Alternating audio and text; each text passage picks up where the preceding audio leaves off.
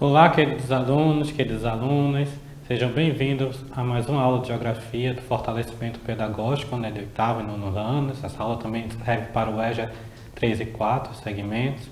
Meu nome é o professor Gustavo e hoje nós vamos falar um pouco sobre blocos econômicos, ok? Então vamos dar início. Os blocos econômicos surgiram em um contexto amplo de difusão da globalização. A globalização, intensificada após a Segunda Guerra Mundial, faz com que as economias do mundo todo se conectem, transformando o planeta em uma grande rede de trocas comerciais, culturais, políticas, sociais e várias outras possíveis, né? Então aqui nós temos aqui uma pequena figura no mapa que mostra alguns dos blocos econômicos que existem hoje no mundo, né? Destaque para a União Europeia, Mercosul, o NAFTA, que nós vamos falar muito nessa aula. E também temos a ALCA, a ALADI, a CARICOM, entre outras, né? Mas assim, antes de começarmos a falar um pouco dos blocos econômicos, queria relembrar um pouquinho das aulas do Economia da Europa, né? Foi muito importante para o surgimento desses blocos, né? A Europa, ela tinha, por ter um subsolo muito rico, né, também apoiado aí pela questão das suas colônias na África e na América, o comércio com o continente asiático, ela sempre teve uma economia, uma condição econômica pungente, assim, de um crescimento extraordinário, né? E isso proporcionou à Europa, né, a primazia da indústria, né? O Reino Unido, está na Inglaterra, foi o pioneiro na Revolução Industrial lá de 1750 e depois seguido por vários outros países da Europa.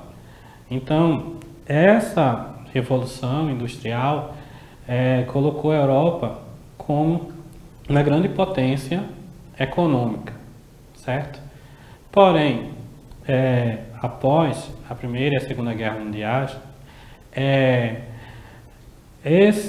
pelo devastamento, né, a devastação que houve na Europa por conta da guerra, isso fez com que a economia da Europa ela cambaleasse e a Europa perdesse, né, justamente essa primazia da indústria, né, essa liderança econômica mundial para os Estados Unidos. E a partir daí, os países europeus tentando se reorganizar, buscando uma solução para retomar sua economia, para apoiar uns aos outros, né? Eles começaram a criar acordos de livre comércio. E a partir desses acordos, né, que nós vamos ver um pouco mais à frente, quando nós falamos da União Europeia, né, foi surgindo a ideia, o embrião dos blocos econômicos como eles existem hoje. Então, é desse momento, né, após a Segunda Guerra, né, e claro, e tudo isso impulsionado pelo avanço tecnológico também, e principalmente da comunicação, né, que facilitou, né, esse processo de globalização da economia mundial e de integração econômica, social, política e cultural entre os países, ok?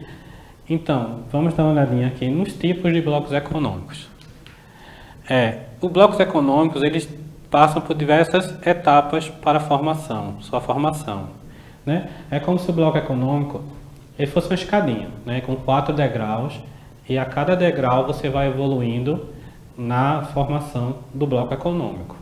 O primeiro degrau seria a zona de livre comércio, que garante livre circulação de mercadorias com eliminação total ou parcial de tarifa entre os países membros, a fim de dar mais impulsos à circulação de mercadorias, né? Seria assim uma retirada de impostos que barateassem, né, mais os produtos, né, incentivando países, né, produtores de determinados produtos pudessem fornecer esses produtos para outros países e vice-versa. Então essa integração econômica, né, seria impulsionada justamente pela eliminação, que poderia ser total ou parcial desses impostos, dessas tarifas que eram cobradas. O outro degrau seguinte, é a União Aduaneira, né? Que ela, além de reduzir as tarifas sobre os produtos, né, os países estabelecem uma tarifa externa comum, chamada de TEC, sobre os produtos importados de países que não fazem parte do bloco.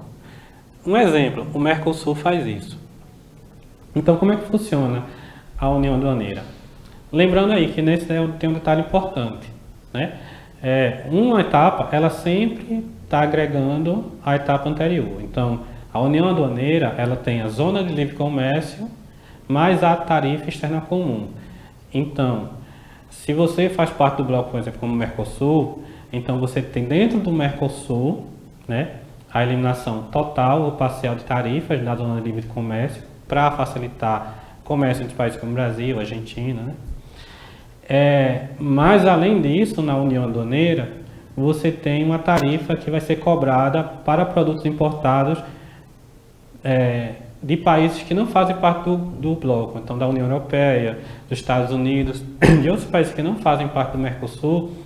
Para você importar um produto, você vai pagar tem que ser paga uma tarifa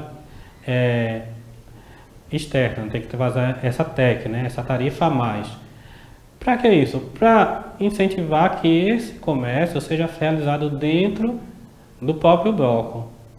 Então, quando você dificulta e põe uma tarifa com um comércio, né, com, no caso, a importação vinda de outro país de fora, então você já encarece esse produto, você impulsiona que os países dentro do bloco eles se animem mais a fazer o comércio com países dentro do próprio bloco, né, sem essa tarifa. Então é uma maneira de proteção do próprio bloco e de incentivar realmente as transações comerciais dentro do bloco que esses países estão, certo? Um exemplo, o Mercosul, que a gente vai ver mais na frente. Outra etapa é o mercado comum, que garante a livre circulação de pessoas, mercadorias, serviços e capital. E está inserindo as características das etapas anteriores, mais a livre circulação de serviços, capitais e pessoas. Os cidadãos que estão dentro desse bloco econômico têm a livre circulação por qualquer país, intrabloco. Um exemplo, a União Europeia. Nesse caso, além do que se havia, né, da Zona de Livre Comércio e da União Aduaneira, né, quer dizer, a eliminação total parcial de tarifas e a questão da tarifa externa comum para quem é fora do bloco, né, importações realizadas para países fora do bloco, eles facilitam, né, a livre circulação de serviços, capitais e de pessoas, né? O passaporte europeu, ele concede uma livre circulação para a pessoa dentro do bloco, né? Então, todos os países, você com passaporte europeu, você pode transitar pelos países que estão dentro do bloco, né? Sem grande burocracia, sem precisar de visto, né? E daquela burocracia toda. Então, assim também como os bens, né? E as capitais, né? A questão do dinheiro, que é investimento, né? A circulação do dinheiro dentro do bloco. Então você tem menos burocracia dentro do bloco, vai dinamizar justamente o comércio, dinamizar a economia, dinamizar o investimento, né? Então o turismo. Então tudo isso é o mercado comum. Livre circulação de pessoas e mercadorias, de capitais, somada a questões anteriores, que é a tarifa externa comum, que é cobrada para países que são de fora do bloco, e também a questão da eliminação total ou parcial das tarifas, né, das tarifas sobre produtos industrializados, sobre produtos de importação. E, por fim, a União Econômica e Monetária, que é quando os países de um mesmo bloco adotam uma moeda em comum, administrada por um Banco Central único e utilizada pela população como um todo. O exemplo, a União Europeia, em que a maioria dos países membros utiliza o euro como moeda. Então, na União Econômica Monetária, você vai ter um Banco Central, né, que vai ditar os limites, né, das diretrizes da economia, você vai ter uma moeda única. Embora na União Europeia nem todos os países, né, adotem o euro como como moeda. Então você vai ter dentro da União Europeia a chamada zona do euro, né? A União Europeia é maior que a zona do euro. Então a zona do euro é onde vai se adotar a moeda euro como moeda única, que facilita também essa questão comercial, né? Com a moeda, você não tem aquela diferença de câmbio, né? Como tem entre o real e o dólar. Então, uma moeda única que facilita também a circulação dos bens, de capitais, né? De serviços dentro do bloco. Então, essa é a União Econômica e Monetária, que seria o estágio mais avançado de um bloco econômico, certo? Agora eu trouxe para vocês 3 principais blocos econômicos, né, assim, que a gente pode dar uma olhada, que seria bem interessante. A União Europeia, certo? Eu falei para vocês que o germe, né, o embrião dos blocos econômicos foram os acordos de livre comércio que foram sendo firmados entre os países da Europa após a Segunda Guerra Mundial para tentar trazer de volta a economia, né, recuperar a economia. Entre eles nós temos o Benelux e a SECA, né? Então, em 1944, o Benelux entregou a economia da Bélgica, Holanda e Luxemburgo. Em 1951, isso aí também muito recente após a Segunda Guerra, né? A Alemanha Ocidental, Bélgica, França, Itália, Luxemburgo e Holanda criaram a SECA, que é a Comunidade Econômica do Carvão e do Aço. E aí nós temos em 1957, os mesmos países criaram a CEE, Comunidade Econômica Europeia. E aí em 1991, o Tratado de Maastricht criou a UE, que é a União Europeia, que entra em vigor em 1993. Né? E a partir daí, garantindo a livre circulação de bens, serviços e capital. Então, quais as características da União Europeia? Apresenta união monetária e econômica com a adoção do euro. Os países que não adotaram o euro, no caso a Inglaterra, que acabou de sair, né, a questão do Brexit, né, que tirou o Reino Unido da União Europeia, a Suécia e a Dinamarca, né? Algumas também características da União Europeia é a busca da união política, que consiste na criação de uma política externa de segurança comum, PESC, no reforço da cooperação no domínio da justiça e assuntos internos, na construção de uma Europa social, nos novos campos de ação comunitárias, com fundos comunitários, e no reforço à legitimidade democrática. Então, o que é que a gente pode trazer desses slides? Primeira coisa é que, como eu falei, que a zona do euro ela é menor do que a União Europeia, né? Então, alguns países não adotaram, como a Inglaterra, que também acabou de sair depois do Brexit, né? Ele pediu a retirada da União Europeia. E a questão da criação de uma política externa de segurança comum, que também deve ser debatida muito fortemente por conta da imigração, né? Que é muito forte nesses países, claro. Há uma desigualdade social muito grande entre os países da Europa e do mundo todo, que tem bastante dificuldade. Então, se cria um sentimento muito de anti-imigração, né, na Europa, né? Acompanhando até de uma questão de xenofobia. Então, principalmente do que diz respeito, né, a países do mundo islâmico. Então, essa busca por uma política externa de segurança comum, para evitar, né? Isso tem sido um conflito muito grande, inclusive com a Turquia, né? Que é um país que seria considerado por muitos países uma porta de entrada, né, do mundo islâmico na União Europeia. Então são questões, né, a questão justamente construção da Europa social, de investimento, né, de crescimento de oferta de serviços. Então a União Europeia ela tem um parlamento que vai discutir diretrizes como um todo, né, diretrizes de governo como um todo, como se fosse um único país, assim como o parlamento brasileiro discute as diretrizes do Brasil, certo?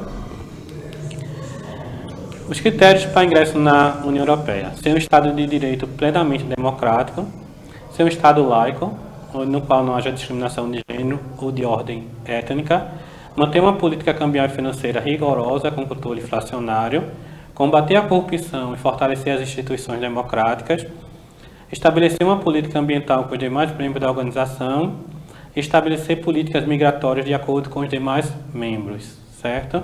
Então o país vê que a Europa pesa muito pela relação questão democrática, né? E a questão do Estado laico, né? A questão de uma liberdade, também a liberdade religiosa dentro das suas fronteiras, né? A questão realmente de estabelecer políticas migratórias, como eu falei, de acordo com os demais membros, né? No caso, com essa preocupação de você acolher, né, essa questão social, né, dos imigrantes, né, que é um problema não, uma situação que ocorre fortemente na Europa, né, nos dias atuais. Aqui são alguns países da União Europeia, que tem atualmente 27 estados membros, a saber, são Alemanha, Áustria, Bélgica, Bulgária, Chipre, Dinamarca, Eslováquia, Eslovênia, Espanha, Estônia, França, Finlândia, Grécia, Holanda, Hungria, Irlanda, Itália, Letônia, Lituânia, Luxemburgo, Malta, Polônia, Portugal, República Tcheca, Romênia, Suécia e Croácia, né? Estão em negociação Macedônia, Sérvia, Montenegro, Turquia e Islândia, né? No caso, lembrando aqui no mapa, há um tempo atrás, tinha também o Reino Unido, mas ele saiu, né? Eram 28 estados membros, mas o Reino Unido retirou-se recentemente. Então, falando agora de outro bloco econômico. Esse mais próximo da gente, né, que é criado em 1991 pelo Tratado de Assunção, ele tem como objetivo a eliminação progressiva das tarifas alfandegárias. Estou falando do Mercosul, né? A eliminação progressiva das tarifas alfandegárias entre os países membros, a fim de dinamizar a economia regional, movimentando entre si mercadorias, bens e serviços, capitais e força de trabalho, né? Ela tem a adoção de uma tarifa externa comum, a TEC, para comercialização com outros países não pertencentes ao bloco, e isso foi instituído após 1995.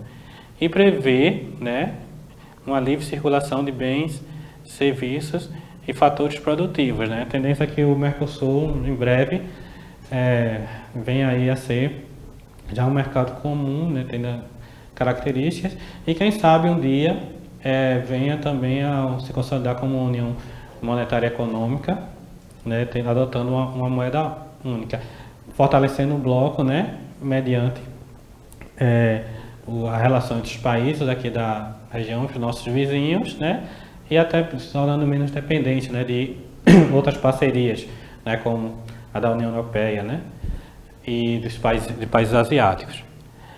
Aqui os países do Mercosul, membros são Brasil, Paraguai, Uruguai, Argentina e Venezuela, que foi admitida em 2012, né? Então nós temos aqui alguns estados, os países que são associados, como Bolívia e Chile, que são associados, né, desde 1996, o Peru, 2003, Equador e Colômbia, 2004. E suas relações restritas à zona de livre comércio, né, nesses países que são os países associados, eles não fazem parte da zona aduaneira, né? No caso, eles não têm a tarifa externa comum. E tem também como país observador o México, né? Que é um país da América do Norte, mas que na questão sócio-histórico-cultural é um país da América Latina, né? Muito mais próximo também de nós no aspecto cultural também. É um país observador que integra, né, como um país observador, o Mercosul, ok? E por fim o NAFTA, né? A bandeira do NAFTA é o Acordo de Livre Comércio da América do Norte, né? Que inclui Estados Unidos da América, o Canadá e México. E tinha como meta eliminar barreiras alfandegárias, né? Para enfrentar a concorrência da União Europeia, entrou em vigor desde 1994 e tem um prazo de 15 anos para a total eliminação de barreiras alfandegárias entre os três países. O Chile, ele foi convidado em 1994. Então, integrava aí, ó, Estados Unidos, Canadá e México. O grande destaque fica por conta da poderosa economia dos Estados Unidos, ok? e o impulso alcançado pela economia canadense dependeu de grandes investimentos de capital estadunidense, inclusive ligado aos setores estratégicos e mais avançados tecnologicamente, que é a informática, aeroespacial, eletroeletrônicos, química fina, etc. E no México, a influência do capital estadunidense se fortaleceu com o avanço das maquiladoras, empresas estadunidenses que se instalaram em território mexicano na fronteira com os Estados Unidos, em cidades como Tijuana, Mexicali e Cidade Juárez. Vê bem, esse acordo de livre comércio, nesse bloco econômico formado justamente pelo México, Estados Unidos e Canadá, ele traz uma peculiaridade muito grande. Como também, às vezes, pode não ser vantajoso para alguns países essa união dentro de um bloco econômico, né? Nessa época, o México mesmo, indústrias norte-americanas, estadunidenses, elas entraram no território mexicano atrás de mão de obra barata, né?